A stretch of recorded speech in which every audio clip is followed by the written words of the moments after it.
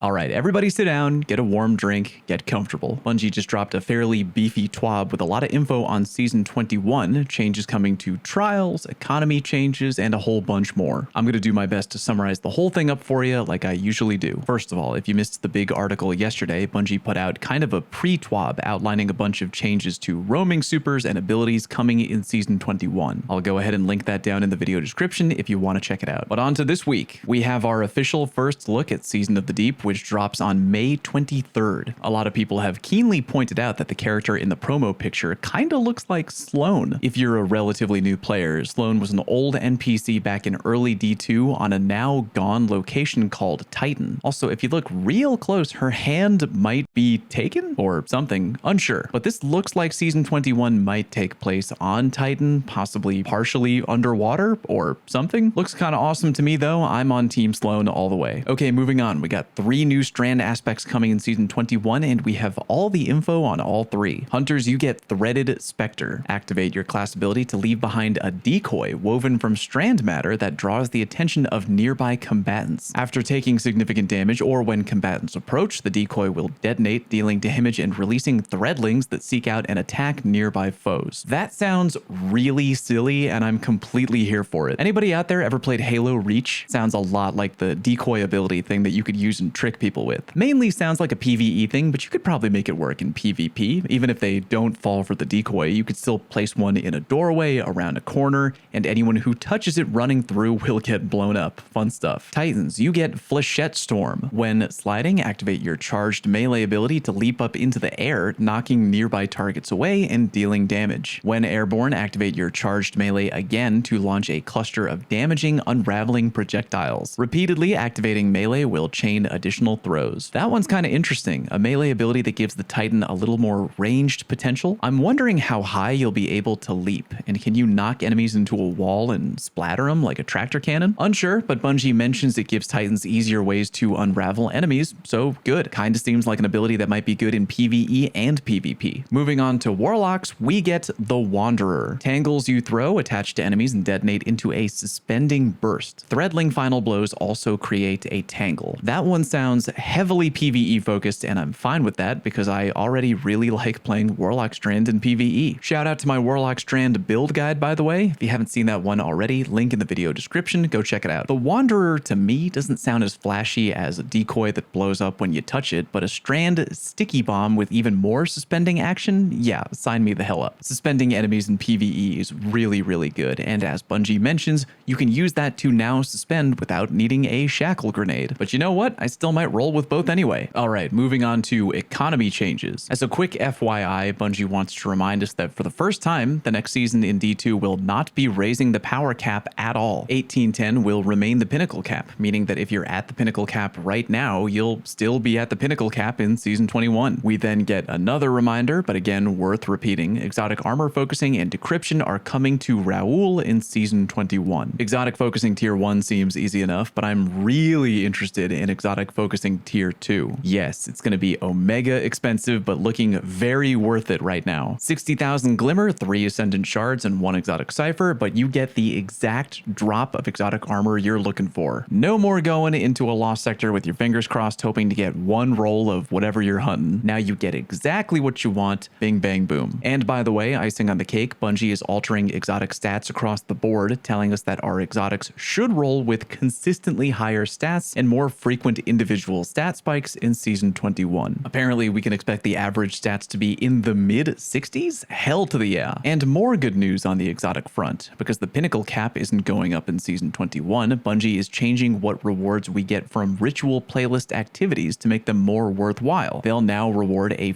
focusable, powerful exotic engram. That'll give most players 3 to 9 free, achievable, and deterministic weekly exotic engrams ready to be brought to Raoul to be focused. Nice. I don't know about you, but I'm really liking the idea of Bungie slowly backing away from the power grind in D2 and hope they do more stuff like that in the future. Alright, moving on. Deep sight activation and crafting economy changes. In Season 21, Bungie is adding the ability to electively activate deep sight on a weapon to obtain pattern progress. TLDR. Let's say you get a regular Ikelos SMG to drop, and for whatever reason you never finished the weapon pattern, meaning you still can't craft the Ikelos SMG yet. With this new change, you can take a non-deep sight weapon and turn it into a deep sight weapon, meaning yay, extra pattern extraction for you. Naturally, that's kind of a big deal, so Bungie is making it kind of expensive. So expensive that you'll need a new currency called Deep Sight Harmonizer. Non-raid weapons will cost 1 harmonizer, while raid weapons will require both 1 harmonizer and 15 spoils of conquest. Here's the part that you probably won't like. Deep Sight Harmonizer can only be obtained from the Season Pass rank rewards, 3 from the free section and 3 from the paid. Again, that is the only way you can get the currency, so if you don't pay for the Season Pass, you can only get 3 deep sight harmonizers per season. There's a few restrictions on what weapons are compatible with deep sight activation, but aside from the very stingy new currency restrictions, overall this seems like a good change, especially if you're a little behind on crafting really meta weapons. In Season 21, Legendary Shard cost will be removed from all crafting components. Halle frickin' Luya. Does not apply to enhanced weapon costs though. And moving on to quality of life updates. In Season 21, Bungie is adding boosted triumphs to legacy content with randomly dropped exotics, meaning if you never got that old 1000 voices or other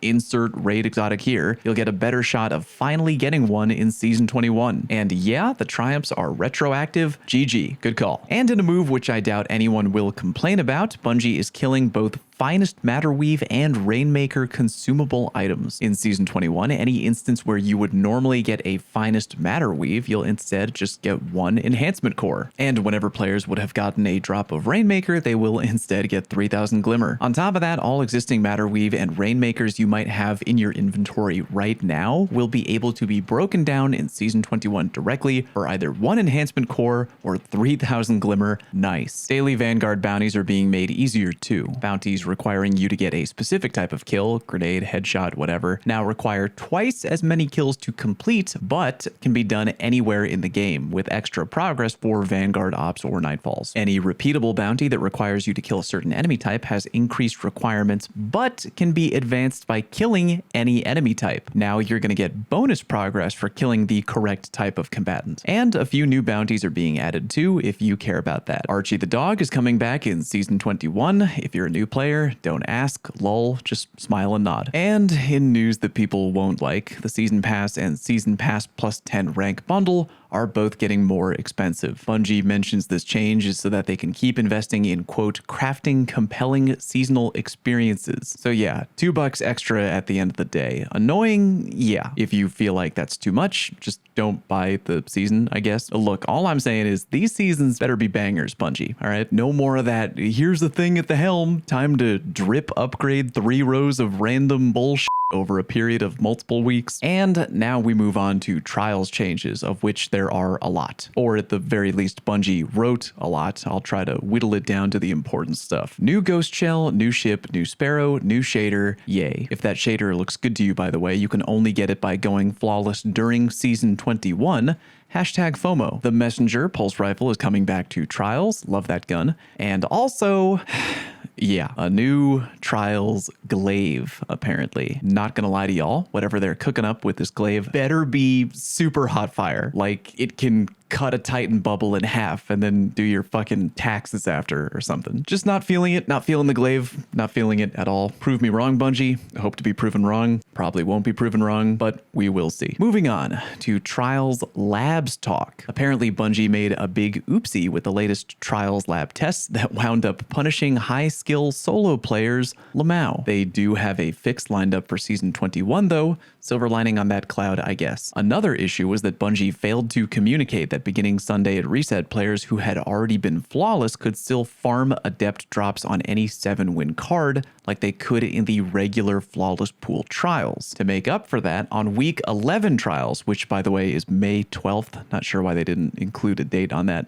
on May 12th trials, they are launching that feature on Friday as a way of saying, hey, we effed up, sorry about that. TLDR, if you go flawless on May 12th, you can keep playing on that 7-win card for the remainder of the weekend, even if flawed, for more adept loot. According to a previous note from Bungie, the weapon that weekend in Trials should be the Inquisitor, so if you don't have a good roll on that weapon, get ready for Farm City. More Trials changes. Bungie is changing the Trials intro quest, aka what you have to do before you can play Trials. Now you have to play play your comp placement matches. Have fun with that, new players. Also, the Passage of Wealth and Passage of Mercy cards are changing. Passage of Wealth will now get 75 extra rep for every win and an additional bonus for your current major rank in Trials up to an extra 150 total. TLDR, go flawless on your Mercy card and then change to a Passage of Wealth to begin farming. Passage of Mercy will forgive 2 losses in Season 21 if you have not yet been flawless that week. After going flawless or resetting your card, it will revert to a single loss on each card. I've been thinking about it, and even though I'm sure Twitter is going to blow up with a lot of elitist PvP takes about, oh, Bungie's making flawless so easy now,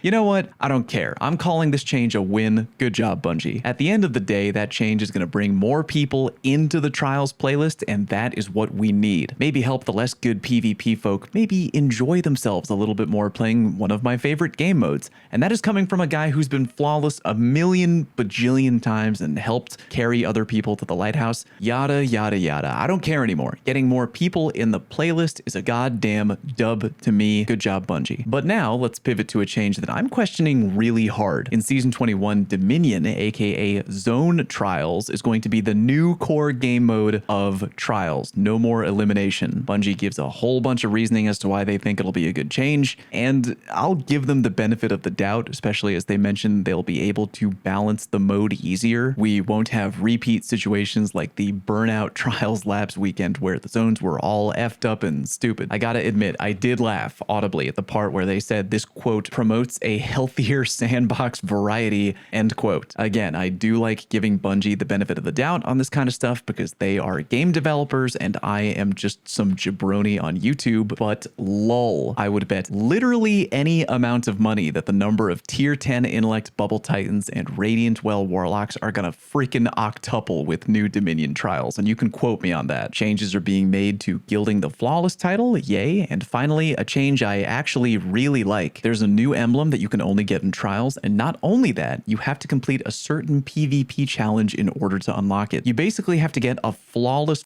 card, a Flight of the Pigeon medal for every win on your way to getting flawless in Trials. I love that idea. A challenge for PvP players where if you complete it, you can brag and show off and flaunt your new emblem, and it doesn't hurt the meta like the Not Forgotten or Luna's Howl or anything like that. Again, I'm definitely wishy-washy on the Zone Trials thing. I don't think I like that, but the Trials emblem challenge is epic. More stuff like that, please, Bungie. Do me a favor, if you have any thoughts on the TWAB about Season 21, the changes to Trials, the economy changes, whatever, let me know down in the comment section what they are. I want to hear from you. Like today's video if you think I earned it, and subscribe if you're new. Very much appreciated. Thank you very much for watching, and I'll see you on stream.